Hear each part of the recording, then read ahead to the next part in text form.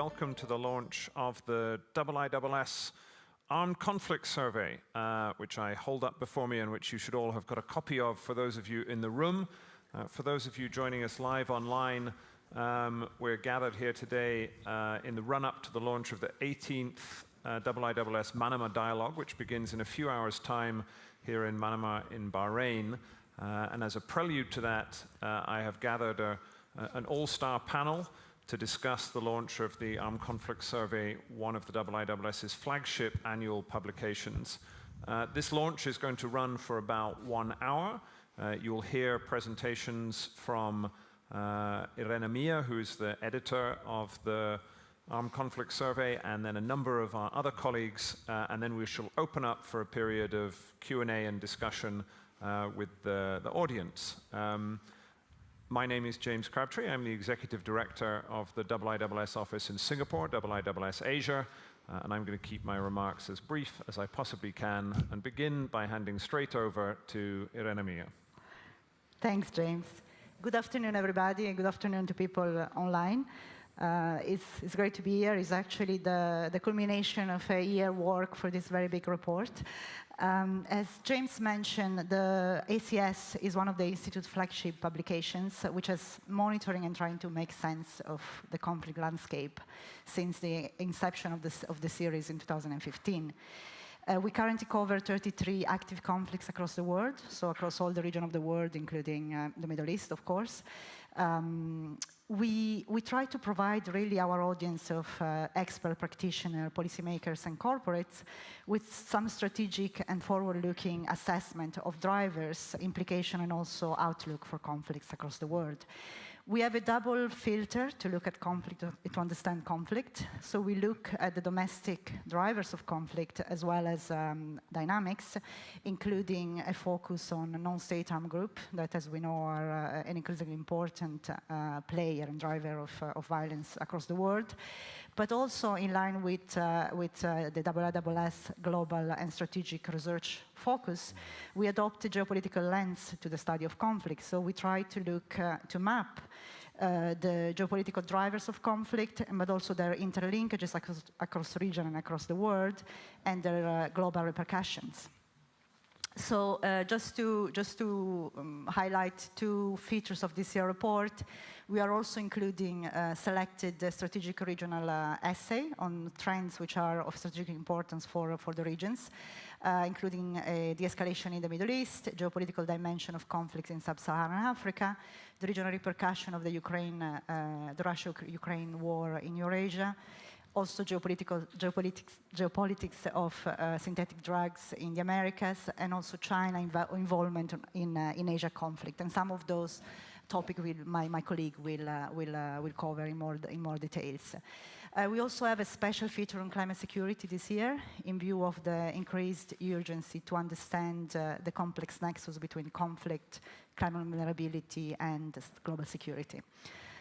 Another thing I wanted to mention is that we are strong believer of the power of data to bring conflict trends into life, and also to inform our qualitative assessment, which is obviously quite important as well. So the report is very rich. You will see if you get a copy. It's very rich in data, in maps, in tables, and infographics. We have key statistics on all type of conflict-related events. We also have visual timelines of key political and military events for each conflict. What I wanted to highlight in this context is this Armed Conflict Global Relevance Indicator, which is a proprietary composite indicators, which really embodies our filter to conflict. So we kind of assess the global importance of conflict based on their geopolitical impact, but also human impact and intensity. So we use that as a way to complement our qualitative assessment and also to prioritize analysis. A couple of words on the special features this year, which is going to be on climate security. And of course, what we try to do is really try to explore and kind of make sense of the complex interlinkages between climate change, conflict, and global security. We have 3 chapters in the report this year, which are on 3 topics which selected for their strategic importance in terms of shaping the current and future conflict landscape at the internal as well as geopolitical levels. So we are looking at the nexus between peace building and climate resilience, and this is very important considering then 60% of the 10 top climate vulnerable countries are actually affected by conflict. So there is a very important need to really have the 2 happening at the same time, and Benjamin will say a bit more on this. Also, we are looking at, again, going back to the importance of non-state armed group as one of the, I would say, part of the problem, but also part of the solution. We're looking at their role in terms of weaponizing natural resources in conflict, but also after conflict as a tool of legitimacy. And thirdly, on a more geopolitical level, we're looking at the geostrategic implication of climate mitigation and energy transition, including in terms of geopolitical competition for control of critical minerals, which are going to be important for the clean energy transition. Just a couple of words on the main findings of the report, which I will share also with Benjamin, who has been a key part of the team, of the core team putting together the report. So the first trends I would highlight is really the fact that geopolitics is again a key driver of conflict. What we have seen is that even if the majority of conflict at the moment are internal, an increasing number is internationalized. We have seen an increase in third-party intervention in the last 10 years. They have tripled since in the last 10 years. So we had seen this kind of really increasing importance of geopolitical drivers because those third parties are actually intervening in pursuit of their strategic interest and geopolitical interest.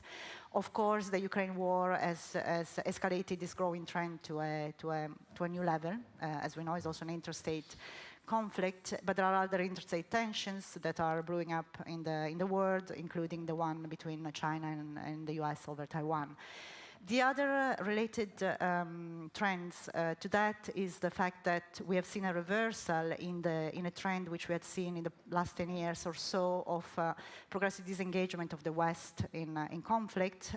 What we've seen is that the Russia-Ukraine war, by threatening security in Europe and international rule-based order, has really strengthened the West cohesion. And this is something which is going to reshape, very likely reshape the global conflict landscape, and also is going to have implication on many ongoing civil wars in the Middle East, notably. And the third element related to climate change as well is really climate change as a next frontier or already current frontier of geopolitical tensions. We are seeing that disagreement over mitigation responsibility as well as competition over critical resources is increasingly changing the geopolitical equilibrium and also is an important source of interstate tension, but also is something that is going to be more and more a factor in non-state armed group strategies in internal conflict in resource-rich, fragile countries. In fact, as you see, you cannot really see the graphic I have there, but it's really where the critical resources are. And as you can see, most of the critical resources are in developing countries and in fragile countries. So this is something which is going to really shape, again, the global conflict landscape. And it's also something that could be a game changer for many of those countries if they're able to leverage really the potential of those critical minerals.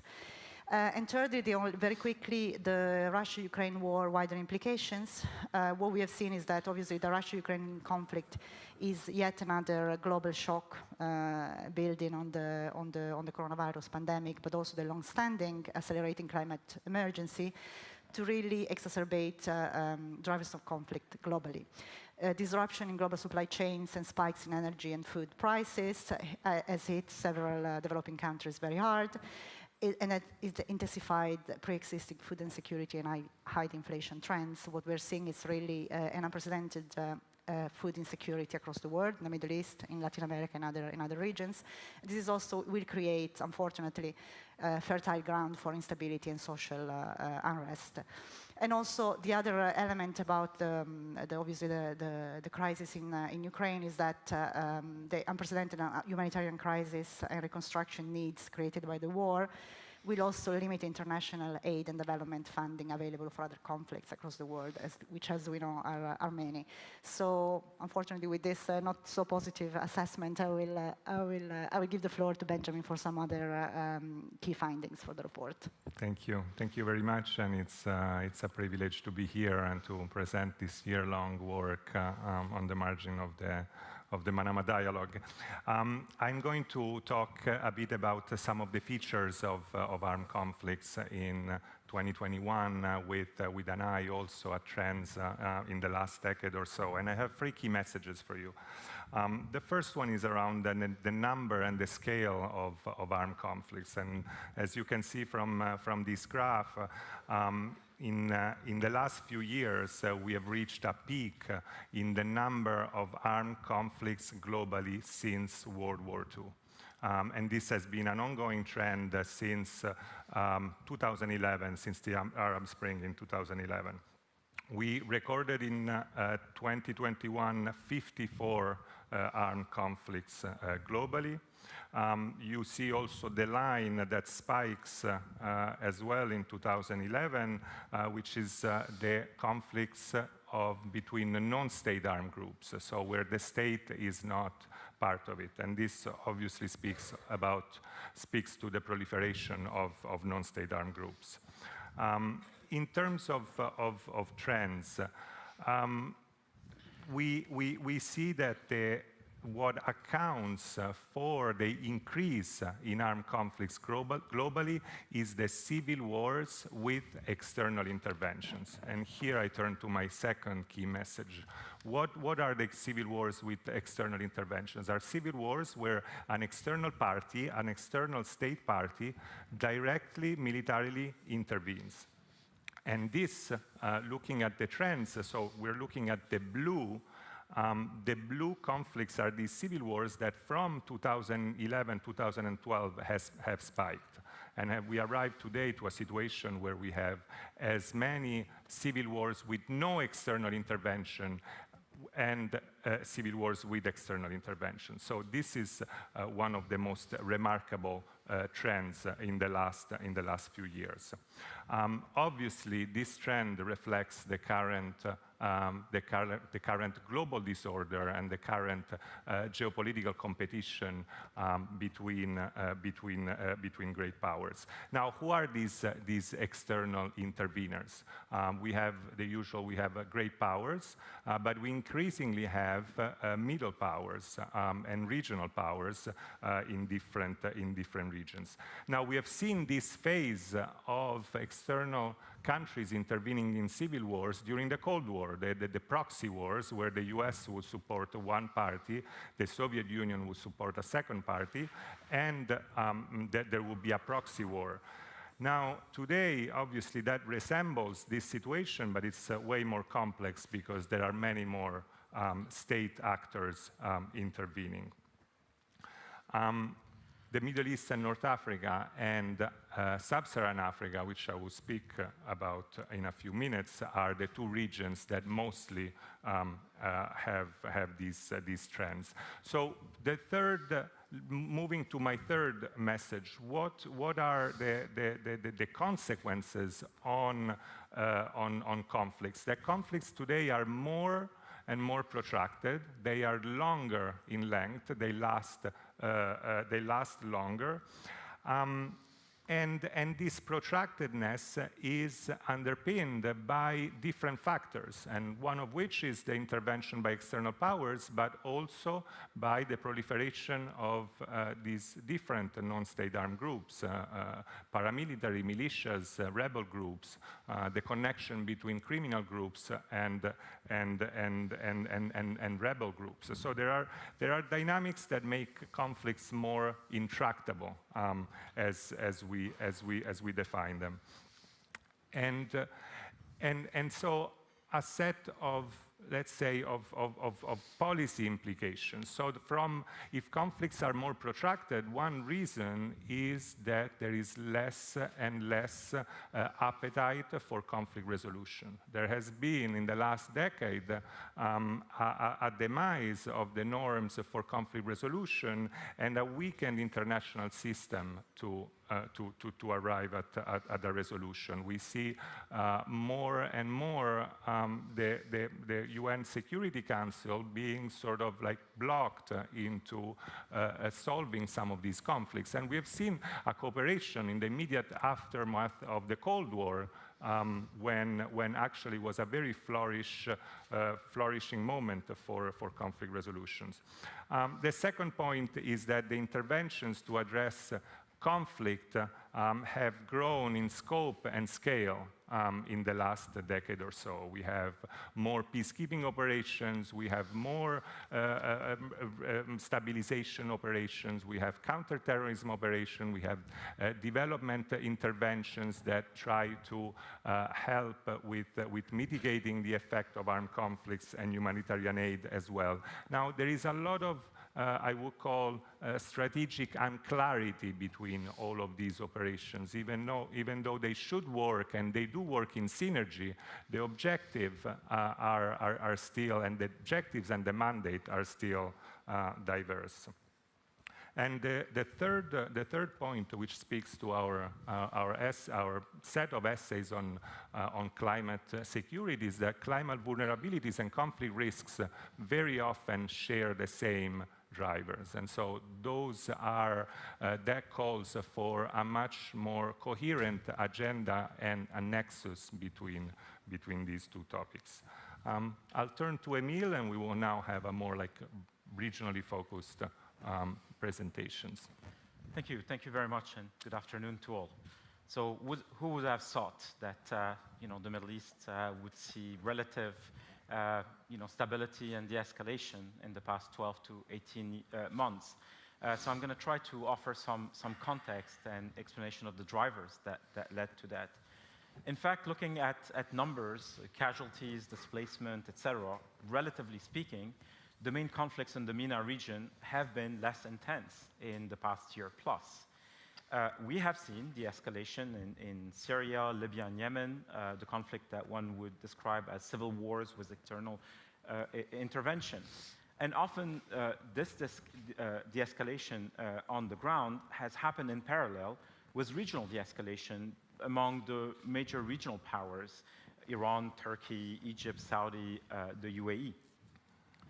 Now, while all this is welcome, it's important to assess properly what has happened and the potential of these ceasefires, these lulls, into turning into something more sustainable. These ceasefires have been primarily motivated by military stalemates in those countries, largely and also military fatigue among the various local warring sides, but also because of fatigue, frustration, and changing priorities among their major regional backers. So the pandemic has really helped some of the major players in the region think about how much they wanted to invest in those competitions. But they also looked at the battlefield and they asked themselves, to what extent can we really shape it? Can we win? We can perhaps have a position on those battlefields to be there if there is a potential for settlement. But can anyone really win in Syria or Libya or Yemen? I think that's a fundamental change in mindset from where we were a decade ago. So that point to the limitations of these stalemates and ceasefire to turn into sustainable de-escalation, détente, and prospect for political settlement. What we haven't seen is in Yemen, Syria, and Libya, these lulls turning into or adding momentum to, for instance, UN-driven processes. There were attempts, and we certainly should be grateful that UN special envoys and others and diplomats in the region and so on have tried.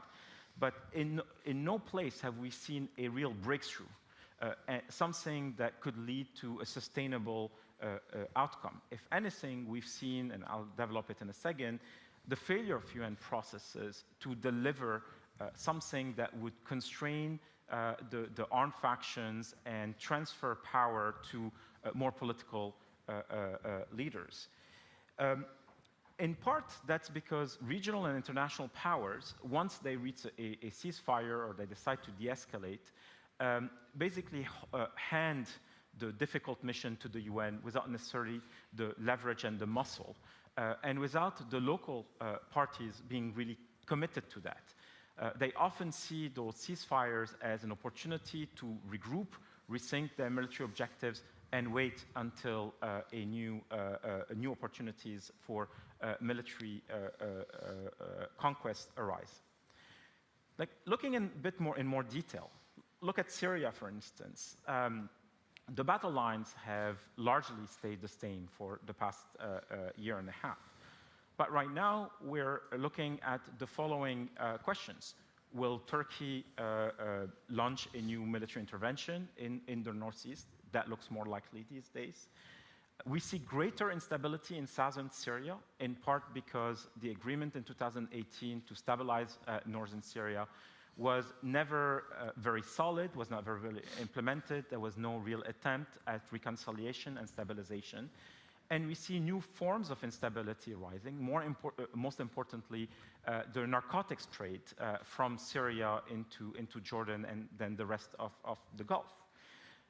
There's also a big question right now, the extent to which the US presence in Syria and Iraq is sustainable, and whether, if there is a change in that presence, that would lead to a revival of ISIS, for instance, perhaps not as the monster we saw in the previous decade, perhaps in a weakened form, but still as a potent challenger, because it continues to exist in the Badia Desert in Syria.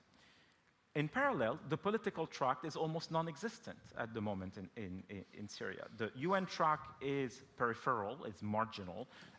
They barely meet. When they meet, there's no agreement. The UN special envoy is trying, but that must be the most frustrating job in the world at the moment. The Astana format, which brought together Russia, Iran, and Turkey, today is very fluid. Why? Because there is a change in power dynamics within that format. Russia is today mirrored in a conflict in Ukraine, which means that, relatively speaking, Turkey is a more powerful state, and Iran has greater space to operate in Syria. This is an unstable equilibrium. Also importantly, the move towards regional normalization with the Assad government are here, but they don't seem to be a solution in terms of stabilization, political settlement, and so on. So this is a major conflict at the door of many Middle Eastern states, southern flank of Europe, and so on. And there's no sign that it is coming to an end. Yemen is another example. I think this year has been the least violent year in Yemen since 2014, when the Houthis took over Sana'a and then in 2015 started spreading. But just before that, early 2022, was one of the most intense moments of fighting in Yemen, because the Houthis had become very ambitious and wanted to take the central city of Ma'arib, which is really the last government holdout in this place. It is precisely because there was a massive fight for Ma'arib that the Houthis failed to win, that essentially that they've agreed to a ceasefire. That is also due to Saudi fatigue. They were willing to defend Ma'arib, but they're no longer willing to take the fight deep into Houthi territory, at least not at the moment. And also because the UN saw a window of tactical opportunity here, and it did a relatively good job. The problem is that in those 6 months, the Houthis in particular, but also others, have essentially prepared themselves for the next round of fighting. It may not be as intense, it may not be as nationwide, but it is certainly no formula for a political settlement. I'll end by saying that Libya is a good example of what happens when there is no political muscle, no real international, regional commitment towards a political solution. 2021 was the year of de-escalation in Libya, but it ended on a very sour note when the elections were not held, and that led again to a divided government. And what we saw in 2022 was less violence in Libya, but still real attempts at taking power here and there. What we're dealing with in Libya, however, are weakened actors who cannot do what happened in 2019, 2020. But who knows, those weak actors can weaken even further, and then other actors could replace them with more ambition, more resources, and perhaps more external support. So the Middle East, we should be careful about being complacent when it comes to that. Obviously, the big fight these days is in Europe, but the potential for renewed large-scale violence in the Middle East is still there. Thank you. I'll talk about the trends in sub-Saharan Africa, and in this region, the three key messages that I had earlier apply squarely to sub-Saharan Africa in terms of like the scale of conflict, the internationalization of those civil wars, and the protractedness of conflict. Conflicts in Africa, they skyrocketed around 2014. It is still the most conflict-affected region now in 2022. It has the highest number of fragile countries according to the World Bank and OECD, and in our armed conflict survey there are 16 countries examined in the report. In the last 2 years, the region went through several military overthrows, especially in the West Africa and the Sahel. And also we need to mention the rise of the even more like the rise of terrorist and Islamist groups. By some measures, half of the Islamist terrorist incidents of the last 12 months have taken place in sub-Saharan Africa. There are also two other trends that I want to mention that go hand in hand and in parallel with the rise of conflict. One is about the one that is climate change and the rise of extreme weather events. In terms of especially the alteration of patterns of rains, with more and more floods, with droughts like in the Horn of Africa, or floods like in South Sudan. So we see a pattern of economic disruption, economic and social disruption, that is a further enabler of armed conflict. And the second parallel trend is the resulting humanitarian impact from the conflict, from all the conflicts. In sub-Saharan Africa, there are today 137 million food insecure people, which is a number that is tripled has tripled since 2018. Obviously, conflict accounts for that, but also the displacement from climate change and from COVID and the different compounding crises.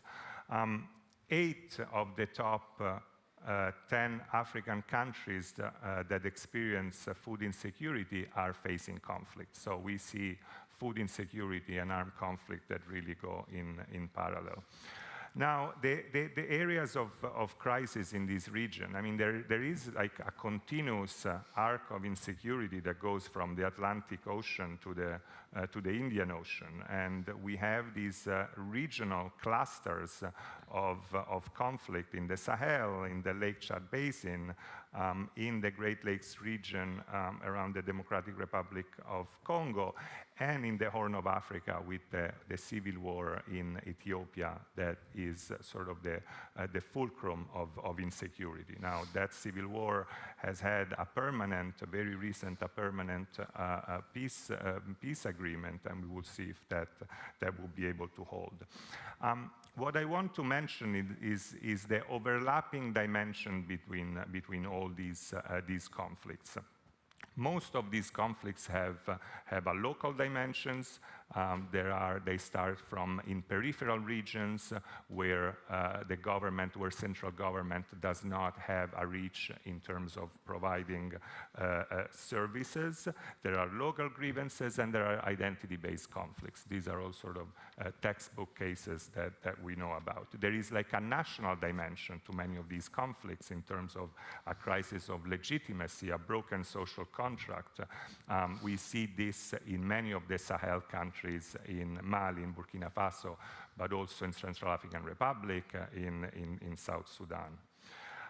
There are, as I mentioned earlier, regional dimensions that are increasingly interstate rivalries that we see in the Great Lakes region. There are rise of tensions and almost on the verge of conflict between the DRC and Rwanda. And there are transnational also elements in which terrorist groups, Islamist extremist groups, have penetrated many of the local grievances, and so there is a factual overlap between these conflicts. And then to conclude with the internationalization of many of these civil wars, and that's where then the geopolitical elements and the war, the Russia-Ukraine war, plays a role in this, where Russia is slowly and swiftly penetrating and strengthening alliances with several countries in the region. And so we have a reflection of the geopolitical competition on the continent in countries like Mali, Central African Republic, and Sudan. So this arc of insecurity has several dimensions, and these conflicts are very multifaceted. So they need multilateral responses, national solutions, and also very local responses. I'll stop there and I'll turn it to Nigel. Thank you very much, Benjamin. Good afternoon, everyone. At the launch of the Armed Conflict Survey a year ago, I offered the view that although we are approaching the 30th anniversary of the breakup of the Soviet Union in 1991, there was, nonetheless, no sense in which that region had become stable and peaceful. On the contrary, we can think of the breakup of the Soviet Union as a great geopolitical Big Bang, an explosion that sent hot, molten pieces of geopolitical matter, 15 of them, hurling out into the universe. And yet, 30 years on, they had not yet cooled and stabilized and formed an orderly solar system, as it were. Sadly, that prediction has been amply borne out by the events of the past year, which have been exceptionally turbulent for what, again, 30 years on, we still somehow call the post-Soviet state. There have been many examples of tensions and conflict within states and between states. And let me say something about three of the most important, which all, in slightly different ways, illustrate this point about the lack of stability and settledness after that great geopolitical Big Bang. The first, in the lower right part of the screen here, was the rumbling tensions between two Central Asian states, Tajikistan and Kyrgyzstan, which have flared up, caused dozens of deaths. And one of the most important reasons for this is that the border between them remains undemarcated. And this is part of a larger theme in the region. Borders which had been intra-state borders, separating Soviet republics in Soviet times, then became, after the geopolitical Big Bang, interstate borders. Yet many of them are still not properly recognized by those states that are separated by them. And that remains a problem. The second is the conflict in the middle of the map there between Armenia and Azerbaijan. The origins of this conflict lie even further back in late Soviet times. It was the first big conflict of that time to flare up in 1988. Again, it's ethnic in nature. It concerns inherited borders, in this case centering on the Armenian ethnic enclave within Azerbaijan. And although the two countries fought what we now call the Second Nagorno-Karabakh War in 2020, that ended with a peace settlement, but not, that ended with a ceasefire, but not a peace settlement. That has flared up again. And even in the past few months, we've seen escalations of that through incursions by Azerbaijani forces onto Armenian territory proper, an alarming escalation of that conflict that again remains emphatically unresolved. But of course, the third and most significant conflict in this region, indeed the defining conflict of this year, is Russia's war in Ukraine. And this, more than anything, reflects the refusal, in this case by Russia, to accept the verdict of 1991. It is, I would argue, a conflict that is qualitatively different from any other besetting the world at this point. It is the biggest war in Europe since 1945, certainly eclipses anything that happened in the Balkans in the 1990s, terrible though those wars were. Another way of thinking about it, it's the third major power conflict in Europe for a century, following the First World War and the Second World War. Now, Western countries are not yet fighting directly in this war, but they are assuredly participants in it, both in their support for Ukraine through military help and other forms of help, and also in the imposition of sanctions against Russia. And this reminds us that this is a war being fought, and that will be resolved on two fronts. The first is on the battlefield by the military forces of Russia and Ukraine, and the second way it's being fought is on the home fronts of all the respective participants, and that is being conducted mostly by economic means. And I'll come back and say something about the economic dimension in a moment, because it's of global significance.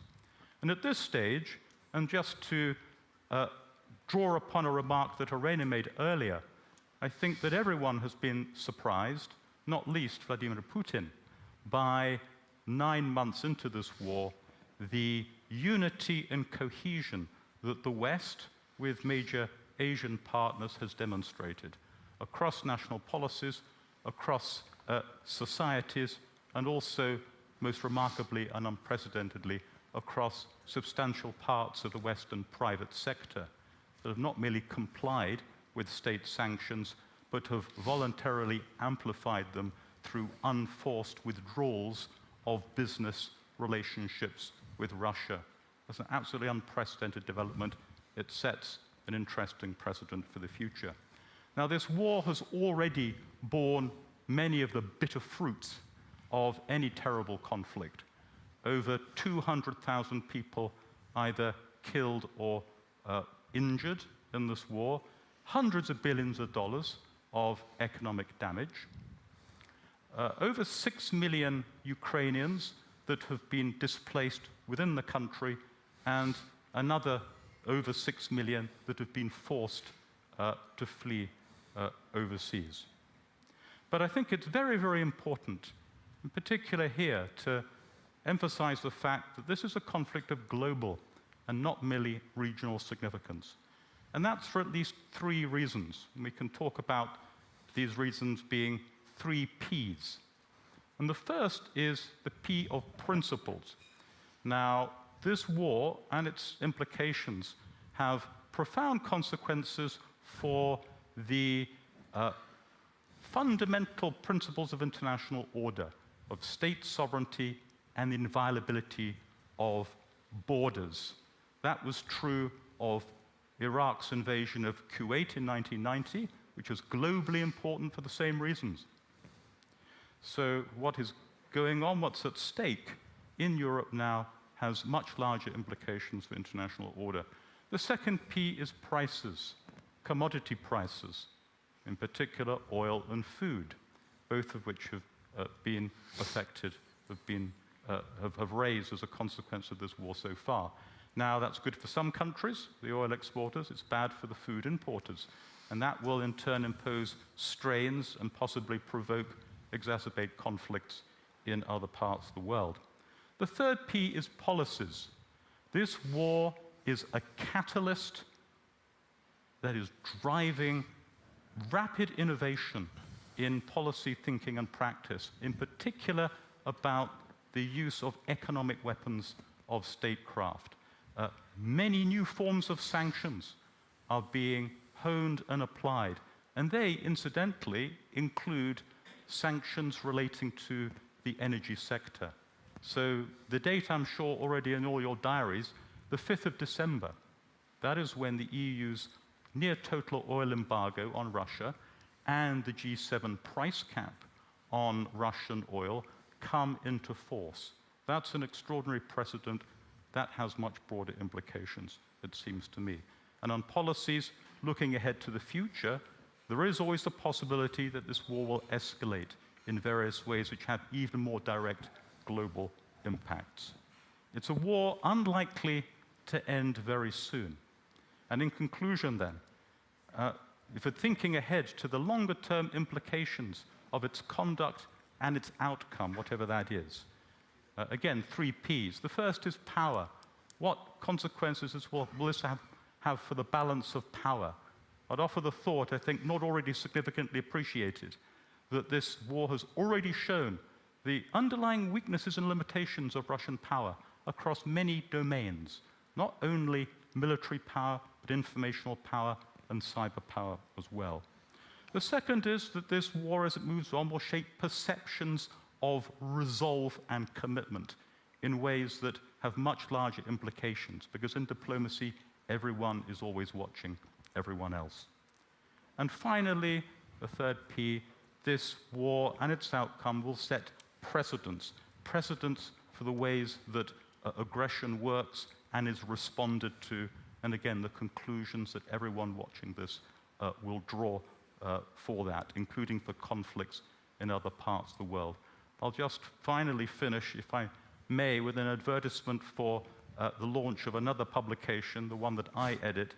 Another date for your day. It's the same date, actually, also the 5th of December, when we launch that, and that will explore the geopolitical dimensions of this and other recent events in the world in detail as well. Thank you. Very good. Thank you very much, Nigel, and to the rest of the panelists. So comprehensive though the armed conflict survey is, it doesn't actually cover the entire waterfront of work being done by the IISS. So Nigel's advertisement for his publication is well taken.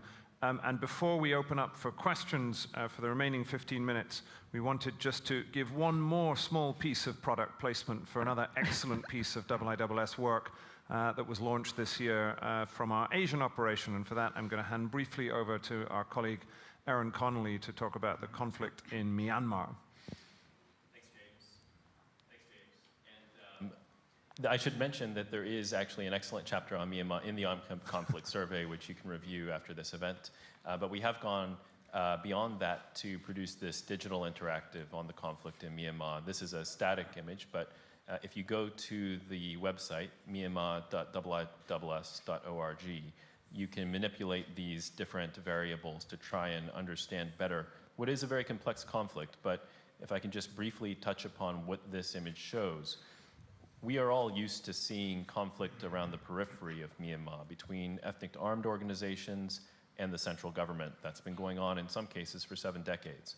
What we have seen since the coup d'etat that took place on February 1st, 2021, is for the first time since the 1940s, armed revolt in the center of Myanmar by Bamar Buddhists against the central government. And that is really unprecedented since the 1940s. And so both sides are seeking dominance over the other. The central government, I should say the junta government, the State Administrative Council, has sought to diminish the intensity and the tempo of the revolt by primarily through use of airstrikes and militias. These airstrikes are not really targeting forces, they're targeting population centers, trying to create refugee crises, internal displacement that would make it more difficult for rebels to live off the land and live off the population. And then we still have, around the periphery of the country, armed conflict going on in most of the major ethnic states, including now, as of August, in Rakhine State. And many of you will remember, this is the state where in 2017 and 2018 we saw such violence against the Rohingya population. They're being caught in the crossfire of the current conflict. And the tactics that were used against them in 2018 are now being used against Bamar Buddhists in the center of the country. So that's the situation in Myanmar. I'm happy to take questions on that alongside colleagues afterwards if there are any. Very good. Thank you, Aaron. Thank you, everybody. So we now have a period for about 15 minutes of questions. We're going to end at the top of the hour. That's 5 o'clock here in Manama. Maybe a different time for those of you watching at home. I see a question at the front. Maybe if you might introduce yourself and a microphone will be whisked to you as you can ask your question. Yes. Please go ahead. Thank you so much. My name is Bari Alamuddin. I'm a delegate in the conference. I'm a writer and journalist. And my question is to Emil. Thank you, Emil, for a very interesting take on the situation of all the conflicts. However, I would have liked to hear from you about what's happening in Iran. It started with a protest. It seems to be moving into more of an uprising and conflict. And I would like to know what you read. What would this criminal regime do to its population? How longer is it going to take? Also, what would be the effect on the the Hezbollah, Hashd al-Sha'bi, the Houthis, and all the evil that Iran creates in the area? Thank you. Emil, go ahead. Thank you. We cover a lot of conflicts in the ACS, but we need to have a criteria for what we study within the publication. So we have a definition of armed conflict that explains, for instance, why Iran is not covered in the ACS. It has to do with the scale, the intensity, the time scale of a conflict.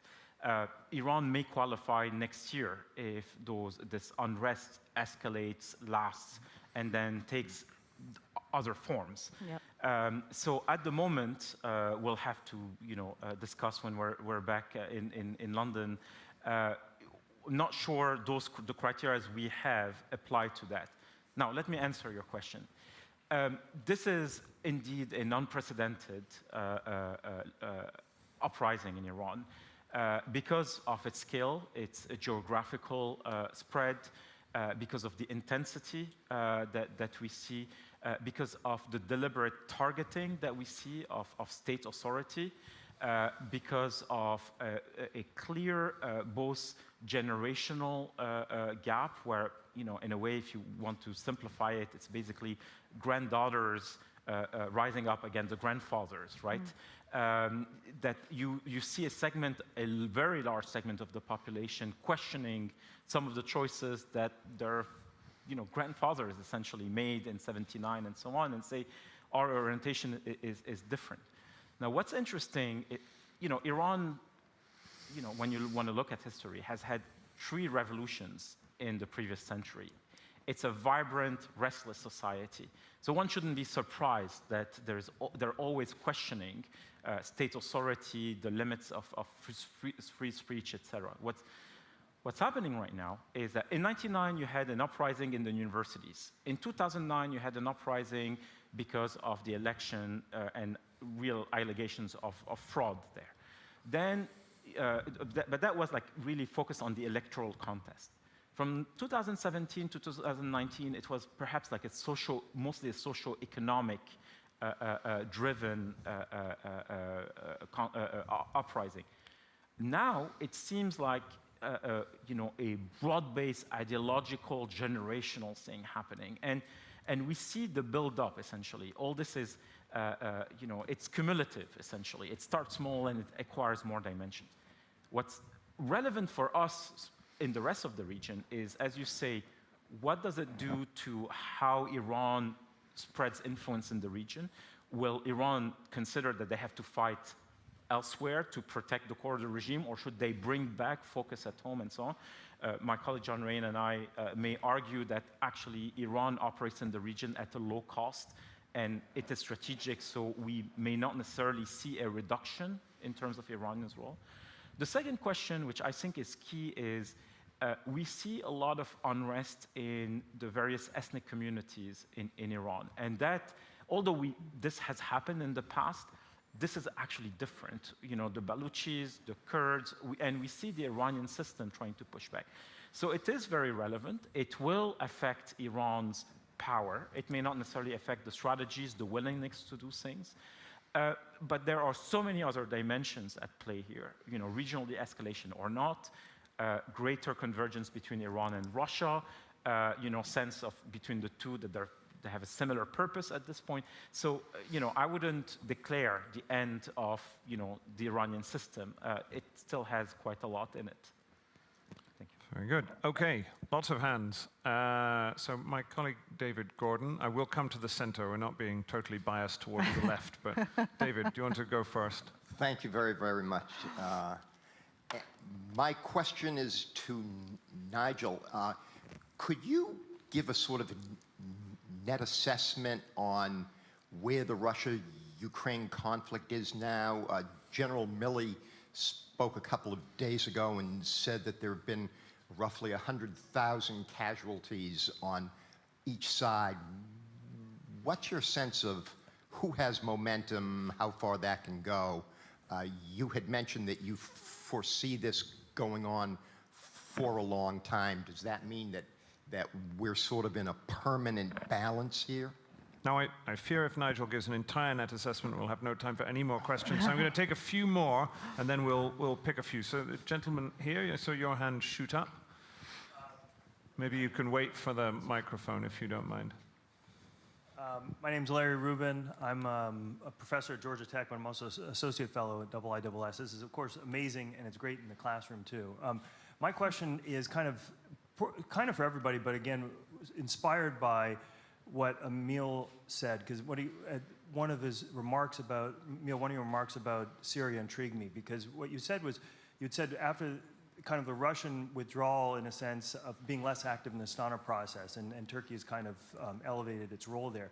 And made me think, and you said this may cause some type of disequilibrium, but what we've seen, I think, in Syria, if there's a decrease in casualties as measured by what stability and instability is, with Russian withdrawal at the same time, maybe as Nigel said, we've got this continuing conflict for a long period of time, maybe we will see kind of more stability in that sense. It may not mean that it's going to lead to a political process, as you said, but it's also a question of, I think, going back to Benjamin's bigger point about one of the big takeaways is more about the intervention of third-party actors all over, and maybe this is some bigger question or message that way. So it's, I mean, a couple things, and one might be also, can we see in Russian involvement, and not just in Syria, in Libya over, say, a month to 2 months at a time, of if there was kind of less casualties, because you could imagine why, and why Russia needs to dedicate more resources to a different type of conflict. So anyway, thanks for the great work as well, too.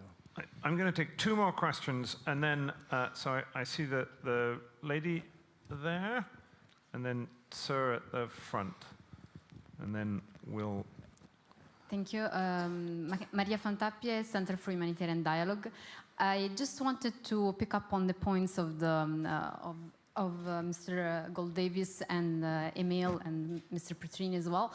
So on the one hand, we see a West that is united when it comes to the war in Ukraine, but also we see more and more rotting conflict in the region.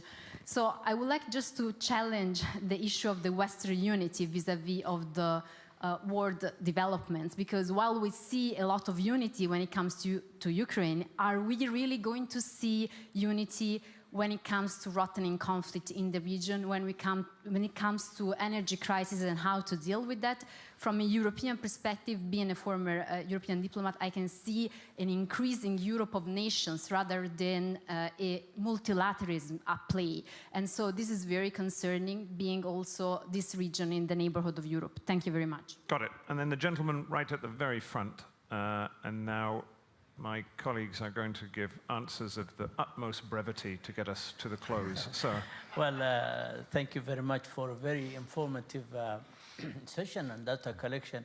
And what I saw, the future is, the data perhaps pointing looks very bleak and some sort of very depressing, to be honest.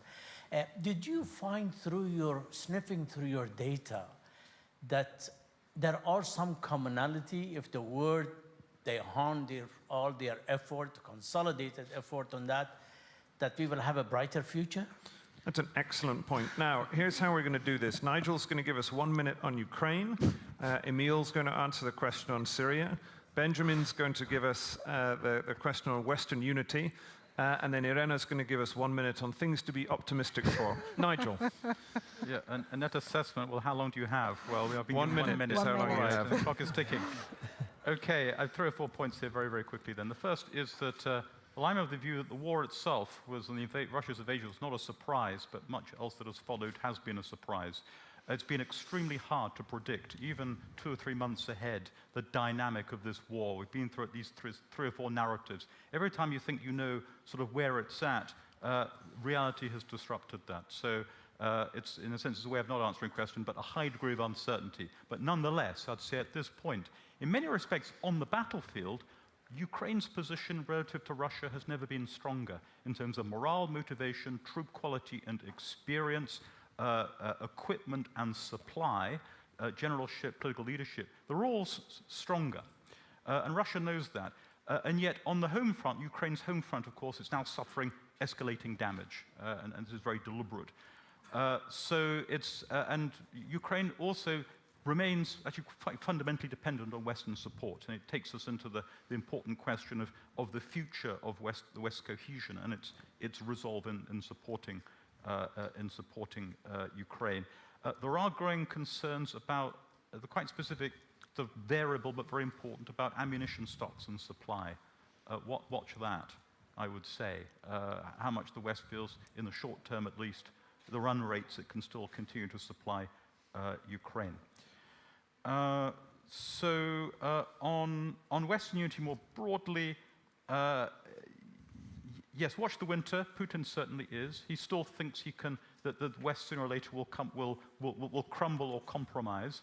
I'm still impressed, as I say, by, if one looks at deeds and not as occasionally wobbly words, the direction of travel of the West has been escalatory, actually, both in the quality and quantity of what it's supplied to Ukraine militarily, but also in now 8 EU sanctions packages. Who would have thought? I don't see any major political party or movement anywhere in the West beginning to make the argument that we have to trade off these different considerations, support for Ukraine on the one hand, with responding to the costs to our citizens at home in a different way, order those priorities differently from what the way that the public policy is ordering them now. But let's see where we are in the spring. Thank you, Nigel. Emil. Thank you. It's interesting to examine the question of whether Russia has to rethink its position in the region. I would say, look, in Syria, it was essentially managing the battlefield. It was managing the regional competition for many years now.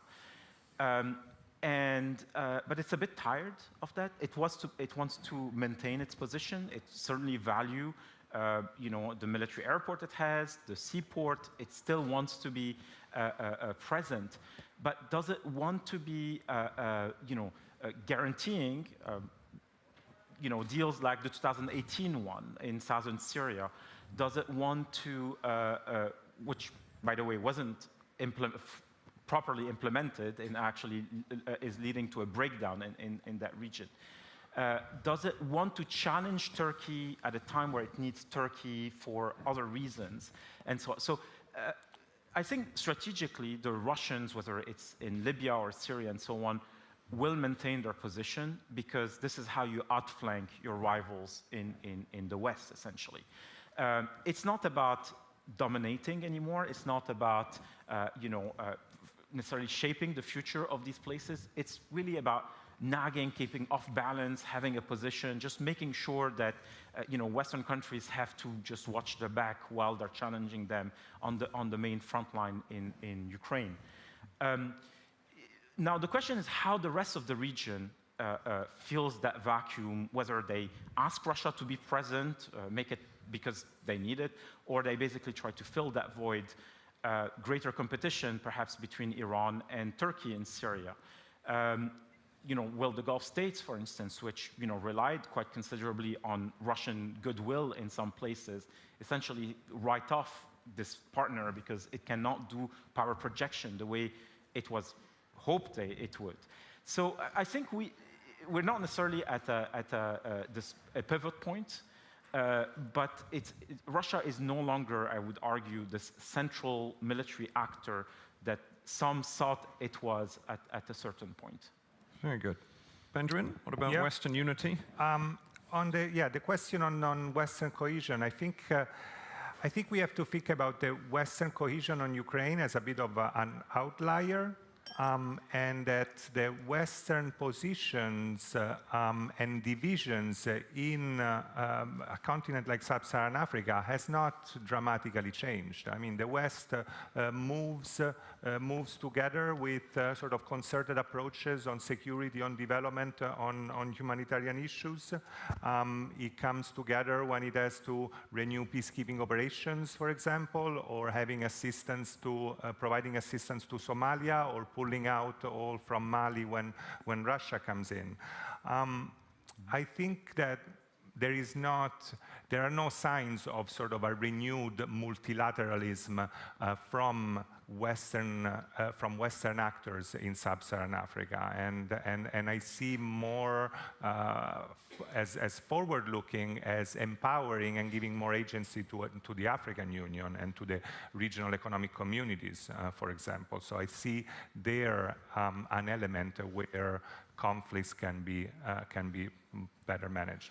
Now we're right up against time, so Irena, give us one thing to be optimistic for the gentleman in the front, and then we'll move to a close. Great. So I'll try to be positive. I think in general we do. You'll see in the report actually we do have a section for each conflict, for each region on a glimmer of hope, let's say.